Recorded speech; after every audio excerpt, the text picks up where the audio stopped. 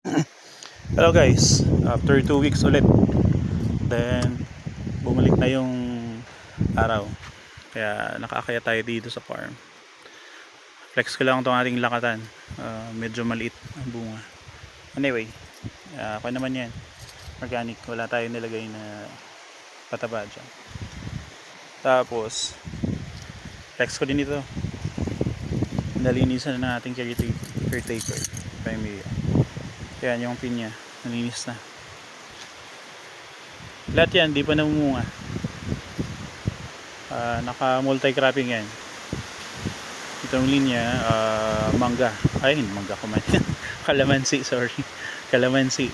Saka nakailera sa kanya yung pinya. Para di sayang yung paglinis. Then sa gitna, meron tayong dragon fruit. Kaso di yung masenso yung dragon fruit natin dyan. Natatalo ng damo. Then ito, flex natin. May na-harvest tayong latundan na saging. Late na ng harvest kaya bumibiyak na. Dapat medyo maaga pa para di siya bumibiyak. Tapos ito, wala akong idea guys kung magkano ng presyo nito. Is it 30, 40, 50? Alam ko lang ata 20, 30, 40, 50, parang ganun. Merong maliliit dito, tsaka merong malalaki. Ready to eat na siya, kitang kita naman. Kung nandito lang kayo, maamoy nyo na mabango to. Smell check, magaya nito. Yummy. Ito kanina, hinahawakan ko pa lang.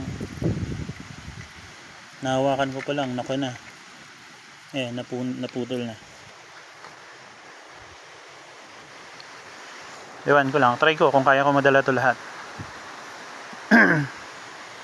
Sa bahay na lang bumili kung may gusto.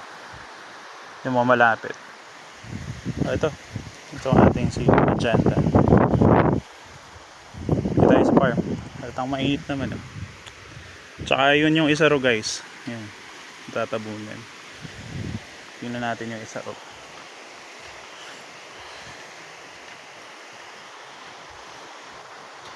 Tumubo na yung mga kamuting kahoy dito.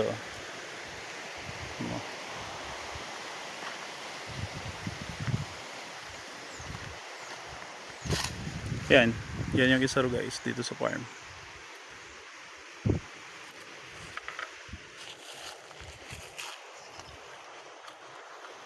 Then ito pala yung Napier. Galing doon kay El Silvestre Farm. Buhay na. Tatanim na natin yan mamaya.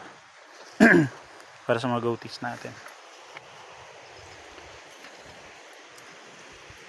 Yan. That's all.